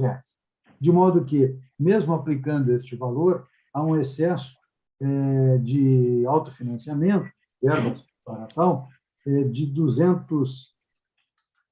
269,23. Não houve prova também, com relação à alegação da candidata, de que o valor de mercado daquele aluguel de veículo seria inferior ao declarado. De forma que estou, senhor presidente, encaminhando o voto pelo conhecimento e parcial provimento do recurso para, corrigindo o erro material da sentença, readequar o valor da penalidade de multa para R$ 269,22, o qual deve ser destinado ao fundo partidário. Este é o voto, senhor presidente. O voto de todos, proclama o resultado. Por unanimidade, prover em parte o recurso, corrigindo o erro material de sentença, readequando o valor da penalidade de multa para R$ 269,22, que deve ser destinado ao fundo partidário. O seguinte, desembargador Botelho, vem de Tapejara, terra do desembargador Favreto, 395,42, João Denoran Ferreira, recorrente. Muito bem. Aqui diz respeito da desaprovação de contas, com determinação de recolhimento de R$ 985,50 ao Tesouro Nacional, em razão de uma suspeita de recurso de origem não identificada. O candidato João Denoran refere que foi aplicado recursos próprios na sua campanha e o magistrado de primeiro grau entendeu incongruente com a alegação de ausência de declaração de qualquer patrimônio por ocasião do registro de candidatura. Eu faço aqui uma análise com relação à diferenciação entre o patrimônio e a renda, né, da qual sobrevivia o candidato, ele é motorista particular, entendo que descabe tomar-se como recurso de origem não identificada as verbas vertidas na campanha pelo próprio candidato. Ele restou comprovar, mediante o devido extrato bancário, que essa transferência eletrônica de R$ 985,50 foi feita por transferência interbancária, né, da sua conta pessoal na Caixa Econômica Federal, está comprovado no ID 4103-3783, de forma que, sanada essa irregularidade, estou encaminhando o voto para dar provimento ao recurso para aprovar as contas de João Denoran Ferreira, afastando a condenação ao recolhimento de valores ao Tesouro Nacional. Este voto, senhor presidente. E o voto de todos. Por unanimidade, prover o recurso, aprovando as contas e, com isso, afastando a determinação de recolhimento ao Tesouro Nacional. Passamos agora aos feitos de relatoria do desembargador Oyama. O final 42302, de Rio Pardo, Fernando de Macedo Blanco, o recorrente. Desembargador Oyama. Presidente, a minha saudação e a todos que participam dessa sessão, em especial a nossa audiência. Neste recurso, Fernando de Macedo Blanco teve as contas desaprovadas por ausência de documentos comprobatórios de pagamento de despesas com recurso do FEFC e utilização irregular de recurso do mesmo fundo. E eu estou apontando aqui que, quanto aos documentos comprobatórios de pagamento de despesa, houve a parcial comprovação e um outro cheque de R$ 103,85 não restou comprovado. E a utilização irregular de recursos persistiu, razão pela qual, senhor presidente, o voto é pelo parcial provimento do recurso, mantendo a desaprovação das contas e reduzindo o valor do recolhimento ao Tesouro Nacional para R$ 1.383,85. Também aqui todos estão de acordo e o resultado fica assim. Por unanimidade, provendo parte do recurso, mantida a desaprovação das contas, mas reduzido o valor de recolhimento ao Tesouro Nacional para R$ 1.383,85. O seguinte desembargador, aqui eu tenho anotado uma divergência, leve que seja, com o parecer ministerial. Por isso, passo a palavra ao doutor Venzon. Presidente, renovando as saudações. Neste caso aqui, seriam 13 irregularidades. Capivari do Sul. Sim, é o 326,36, né? Isso. Seriam 13 irregularidades nessa prestação de conta da vereadora Elisa Regiane Bueno Nunes. Uma delas seria a não abertura da conta bancária para movimentar os recursos do FEF, que esses recursos, no valor de R$ 7.000, foram movimentados todos na mesma conta, na conta outros recursos também, na conta dos recursos privados, né? Então, essa é a primeira irregularidade. E a segunda irregularidade seria pagamento de despesas com o recurso do FEF, que sem comprovação legítima dos gastos, que seria, na verdade, a questão dos pagamento de combustível, né? E a segunda irregularidade, nós mencionamos que os documentos trazidos com recurso, termo de cessão de uso de veículo utilizado e tal, eles não permitem afastar a falha, porque não teria sido comprovada a propriedade desses veículos. Então, não basta trazer o termo de cessão, tem que trazer o comprovante de propriedade. E aí nós estamos diante de R$ 964,56 de recursos do FEF. Já a terceira irregularidade, nós entendemos que estaria esclarecida. Eu não vou entrar aqui...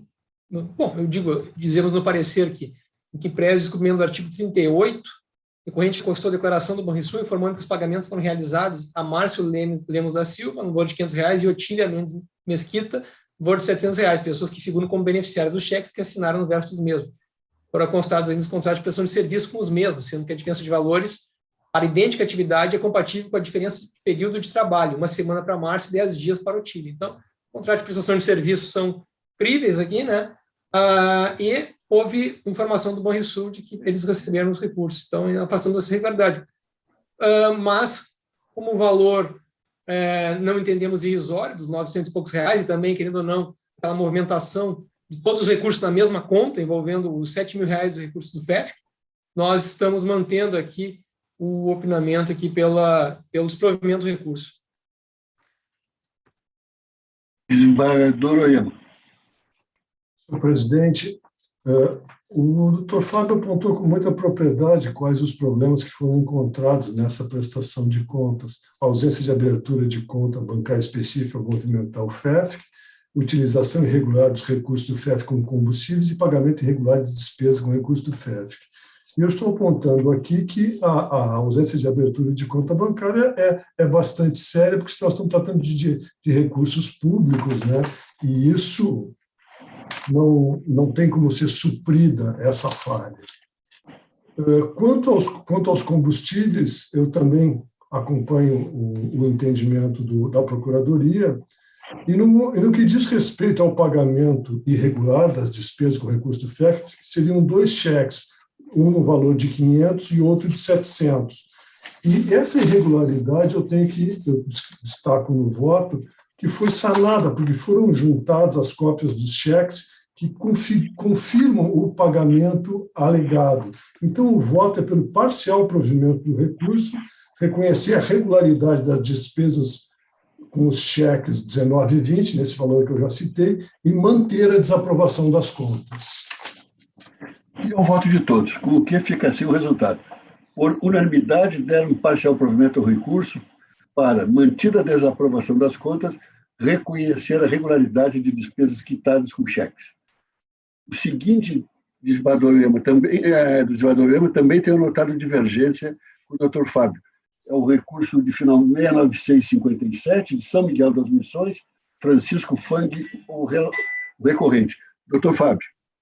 Senhor presidente, desembargadores, nesse caso aqui, cheques não cruzados, com violação ao artigo 38 da resolução, 23607, e cujo percentual representa 54,97% das receitas, o valor ficou em R$ 525,60. Mas, diante do percentual, e não entendendo que esse valor é irrisório, sendo recursos públicos, nós estamos opinando pelo desprovimento do recurso. Desembargador Oyama. A divergência aqui é só em relação ao valor, né, que o valor fica inferior a 1.064, eu dou parcial provimento ao recurso e aprovo as contas com ressalvas. Todos de acordo, né? Então, proclamando o resultado, por unanimidade, prover em parte o recurso, aprovando as contas com ressalvas. Agora passamos aos de relatoria de Bador Orvalho. O primeiro são os embargos de declaração 360 de Encruzilhada do Sul, Robert Ribeiro Adolfo, o embargante. Bador Orvalho. Senhor presidente, renovo a saudação a todos. Aqui se trata de embargos de declaração e eu verifico que nas razões dos embargos não são apontados vícios no acordo, apenas a inconformidade com o mérito da decisão. E como a questão foi enfrentada à exaustão, eu estou rejeitando os embargos de declaração. Todos de acordo. Por unanimidade, rejeitar os embargos de declaração. O seguinte recurso de prestação de contas de 15 de novembro. Fabiano Valdeci Rupental, recorrente, é o recurso de final 204/31. Bador Orvalho. Aqui a sentença desaprovou as contas, tendo como fundamento extrapolação de limite legal de doações com recursos próprios de R$ 269, fixando multa de 100%. A recorrente alega que não houve má-fé da sua parte, mas, infelizmente, haja ou não má-fé ou boa-fé, a irregularidade persiste, não pode ser relevada, razão pela qual não há como se dizer que não houve essa irregularidade. Mas, como o valor está abaixo do parâmetro de R$ 1.064, eu estou, de acordo com a jurisprudência já pacificada na Corte, aprovando as contas com ressalvas e mantendo a condenação ao pagamento da multa no valor de R$ 269. Todos de acordo? Proclamo o resultado. Por unanimidade, prover em parte o recurso, aprovando as contas com ressalvas, mantendo a determinação de pagamento da multa de R$ 269,23. O seguinte, o recurso de prestação de contas final 427.62, de Paim Filho, Adriana Salete de Biasi, recorrente, esse tem anotado divergência, eu creio que é aquela divergência conhecida, com o parecer ministerial. Doutor Fábio. Presidente, desembargadores, esse é daqueles casos de Paim Filho que envolve a Essente Jus e que eu acredito que a divergência aqui seja só questão do valor, porque no processo 0600-424-10, o desembargador Orvalho entendeu no mesmo sentido da Procuradoria, de que, nesses casos, eles, em lugar de esclarecer, eles tornaram mais obscuras as contas, porque eles cancelaram a nota fiscal do contador associado, não juntaram o contrato junto com a Essente Jus, e devem entender que a Essente Jus é que recebeu todo o dinheiro, quando a gente sabe que ela recebe só 30%.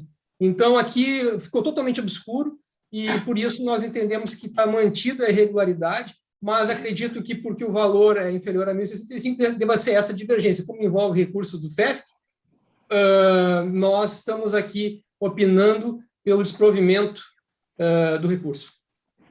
Bador Orvalho? Sim, efetivamente, a divergência só diz respeito ao valor.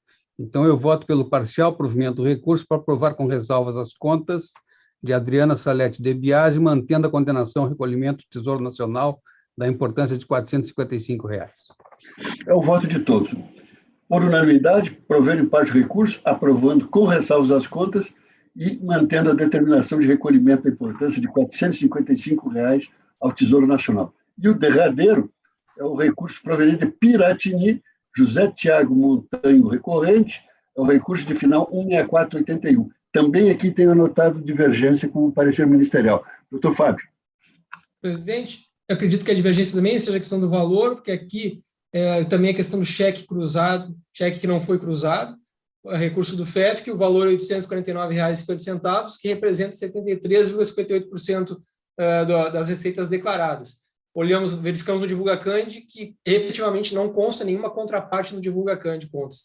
Então, nosso parecer, nesse caso aqui, é pelo desprovimento do recurso, exatamente, pelo desprovimento do recurso, conhecimento de desprovimento.